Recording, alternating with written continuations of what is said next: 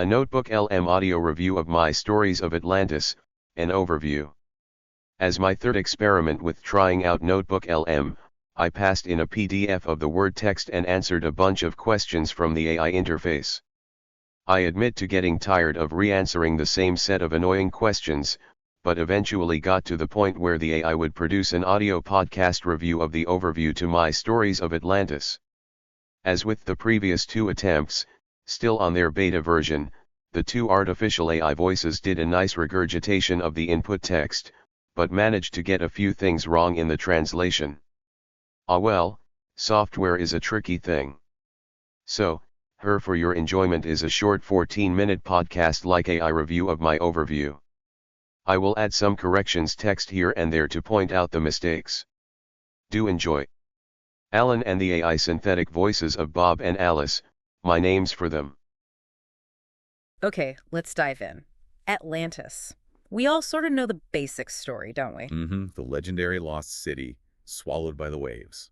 A classic. Right, a great civilization vanished. It's a story that's, really stuck around. But what if that whole familiar tale is just scratching the surface? Like the cover story for something vastly weirder. Exactly, something more intricate, more cosmic even. Well, the narrative we're exploring today definitely fits that bill. It's based on a specific overview of stories of Atlantis that a listener sent over. And yeah, it's a unique take. Absolutely. So our job here, our mission for this deep dive is really just to unpack what this particular source says. We'll be your guides through its key points and really surprising claims. Yeah, and just to be clear, we're not here to say if this is true or not. We're exploring the story itself, the narrative this overview presents. It's fascinatingly complex. It really is. So where does this version begin? Not with Plato, apparently. No, it goes way, way back. Billions of years ago is the starting point. The idea was Earth was seen as like a potentially perfect spot for human spiritual growth. Okay, like a cosmic greenhouse for the soul, sort of. Something like that. But according to this story, it wasn't exactly a secret project. Some other groups, aliens, found out about it. And they saw an opportunity. A business opportunity, yeah. Yeah. The source is pretty blunt, says they wanted to make a buck. Intergalactic profiteering on spiritual potential. Okay. Does it name names? It does. The main players behind this scheme, the source calls them the Pleiadians. The Pleiadians, right? So they're the cosmic venture capitalists here. And what was the product? What were they after?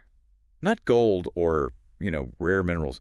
It was harvested human emotional energy. Human emotional energy. Yeah, and the source specifically says this energy was actually addictive to a lot of other alien species out there. Wow. Okay, that's different. Addictive emotional energy as like a galactic commodity. It's definitely a core concept here.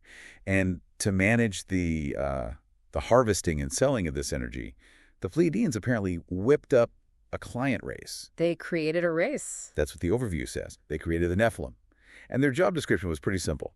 Gather up this emotional energy for, quote, intergalactic sale. So the Nephilim are the middlemen, the harvesters in this cosmic supply chain. What were they like? Described as humanoid-looking, mostly. But the source makes a point of saying they were reptilian to the core. Reptilian to the core. What does that imply, do you think, in this context? Well, maybe a kind of coldness, calculation, a lack of empathy, perhaps, given what they were created to do. Makes sense. And they were created on some other planet. Yeah, a planet already occupied by something called water creatures. And once these Nephilim were up and running, their whole planet, plus its moons, apparently got sent off on an intergalactic invasion trip. An invasion trip. Heading where? Towards our sun. Towards Earth. That sounds pretty hostile, and this trip took a while. A long time, yeah. Through cold, dark space. And during that whole journey, the Nephilim apparently built and lived in these underground habitats inside their own planet. Right, keeping warm, I guess. But that long journey caused problems. A big one.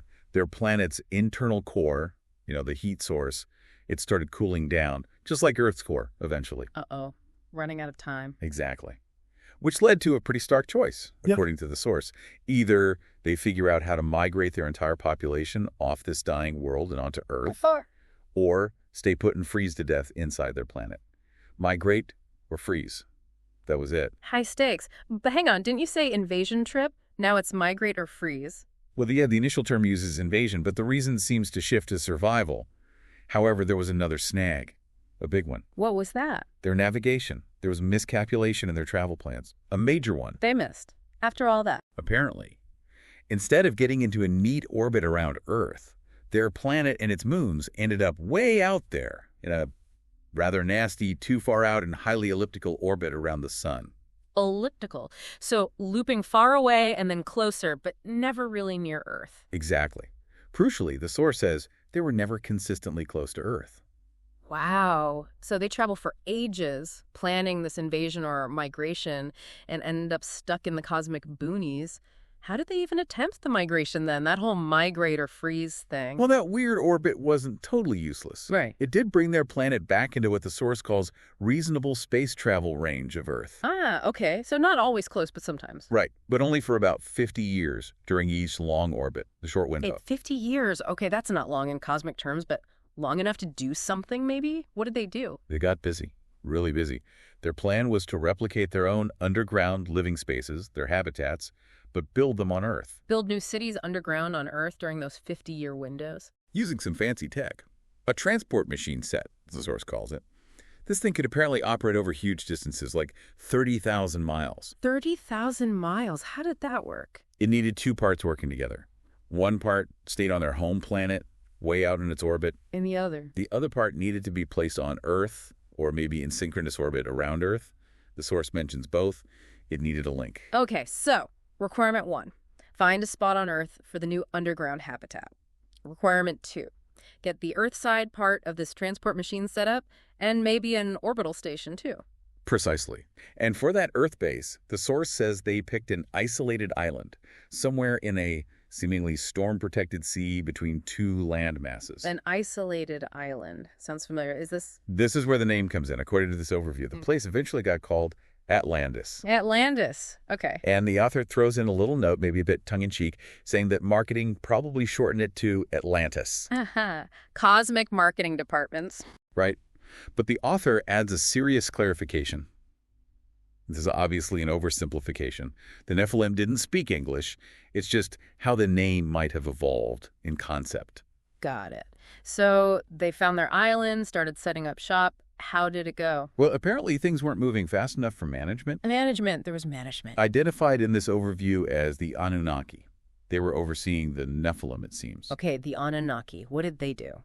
To speed things up, they decided they needed a permanent crew on the island. So they created another group, a colony of long-lived superhumans. More creations. Who are these ones? These superhumans, the source says, call themselves the KA. The KA. Okay, so the Anunnaki are managing the Nephilim, who are managing the KA, who are living on this island base. Seems like it. And according to this source, it was actually the KA who gave the place its proper name.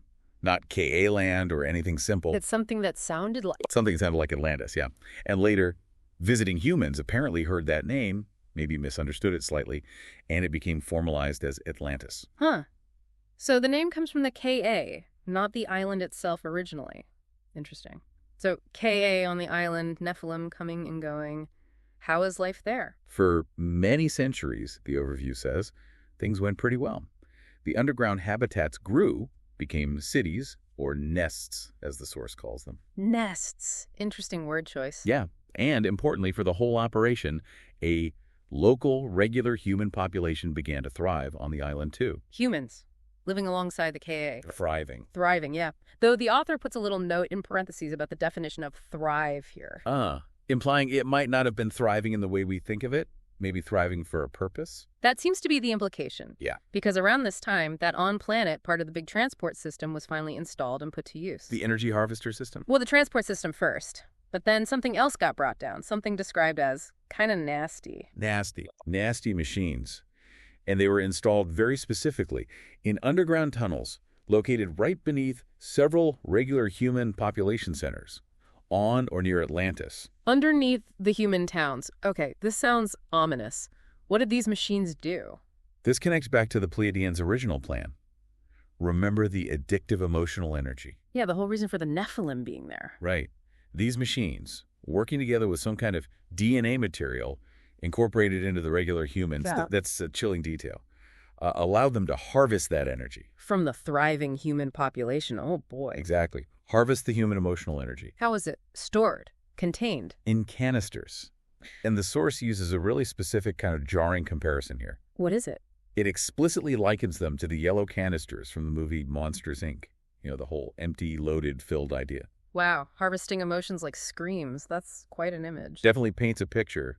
And once these canisters were fed with emotional energy... They shipped them out using that big transport system. Precisely. Filled canisters go up, empty ones come down. The source compares it to returning empty water bottles to the grocery store. Very mundane analogy for something so bizarre. Just routine cosmic logistics. And this whole harvesting operation, this was the Nephilim's main job. It was their uplift obligation, according to this narrative. Yeah. What they owed their creators, the Pleiadians. Their whole purpose on Earth, basically. An obligation. Okay, so this went on for centuries. But we know Atlantis eventually fell. What happened to the operation then? When Atlantis went down, the servicing of those nasty machines stopped, obviously. And the machines just stopped. Well, worse than that, apparently. It led to spoilage of product into toxic chaos and a bit of leaking. Unprocessed, harvested emotional energy turning toxic. Yikes. Okay. But what about the KA, the superhumans living there? Did they just vanish with the island? No. The Nephilim were the ones coming and going with their planet's orbit. The KA were permanent residents. They were multiplying. And while the harvesting was going on, they started getting into other things. Their own projects. The source calls it experimenting with specialty life creation, the other side of nasty. The other side of nasty. What does that mean? Creating life. Yeah, genetic engineering, basically. Yeah. Remember, the KA were the Nephilim's own uplift project. Right, created by the Anunnaki on behalf of the Nephilim. Yeah. It's getting complicated. It is. But the point is, the KA got tech training for free from the Nephilim tech the Nephilim got from the Pleiadians. Stuff like advanced genetics. Okay, so they had the knowledge. But, and this is crucial according to the author, they got the tech without the spirituality to match it. Power without wisdom.